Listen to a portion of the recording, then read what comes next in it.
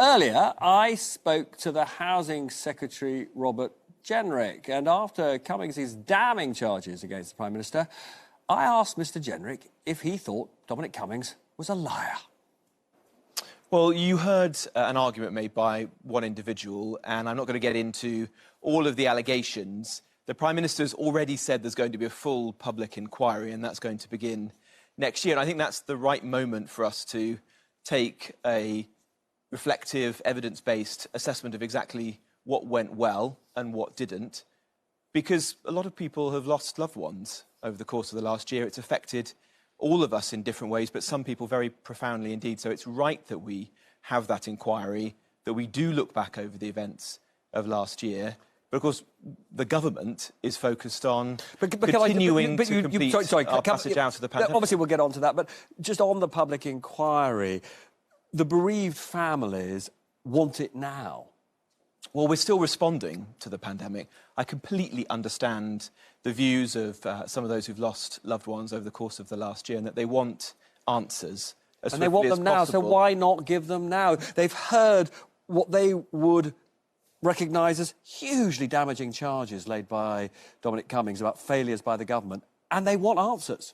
Well, I think the most important thing now is for us to finish the job of easing the country out of the pandemic. And it's still very clear that we're responding to it. Of course, millions of people have been vaccinated, but many haven't. We've got to complete that job. We're still learning about and responding to new variants. And then there's a huge job ahead of us to recover our public services and our economy in the months ahead. But there will be a public inquiry. It will not be so far off. It'll be in the spring of next year. And that seems like a sensible time to have that conversation. But people will note that, for example, you haven't said that Dominic Cummings was lying when he said today he heard the Prime Minister saying that bodies would pile up in the streets rather than have a third lockdown. Well, I don't think it's helpful for me to get into those sorts of allegations. What I can tell you is that my experience of working with the Prime Minister has been very different.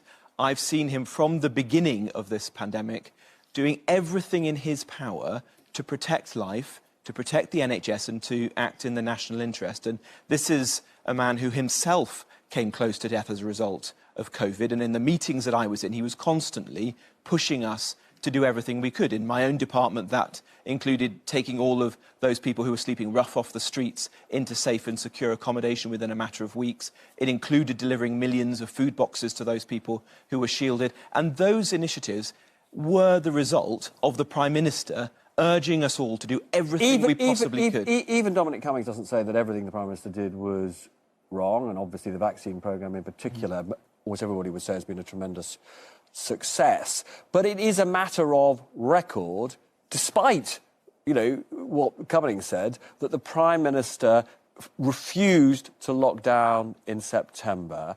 And Cummings and others have said that decision cost tens of thousands of lives.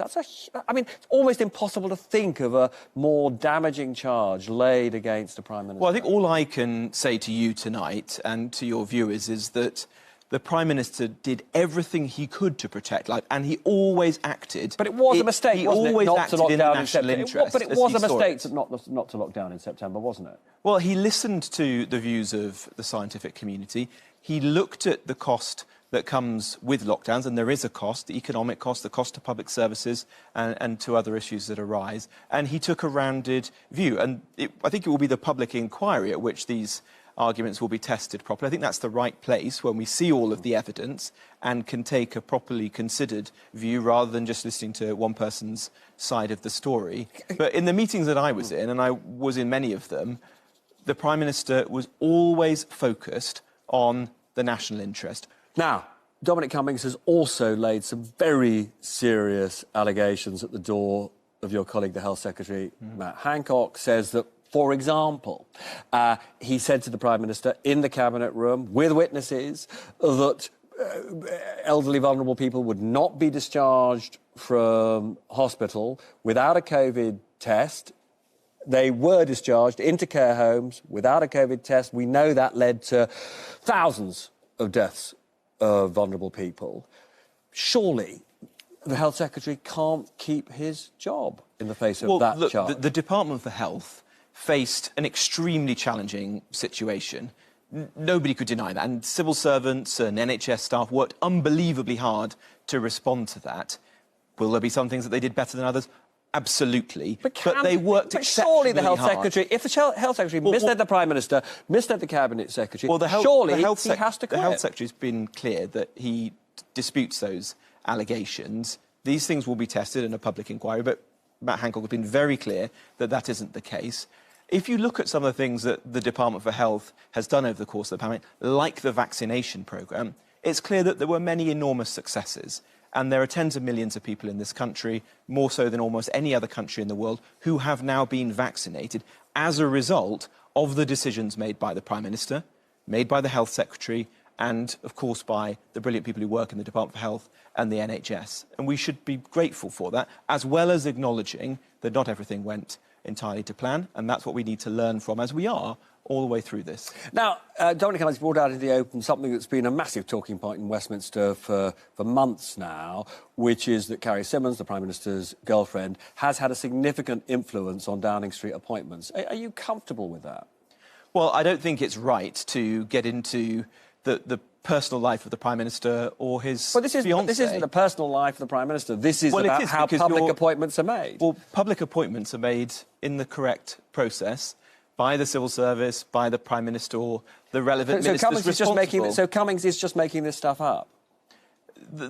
Because if she is influencing decisions of this sort, that's not the normal, regular, proper appointment system. Well, I have no reason to doubt that public appointments have been made in any other way than they're supposed to be made. So he's making stuff up. They're made by ministers or by civil servants as are appropriate, and I think it's wrong to go around making allegations against the Prime Minister's fiancée.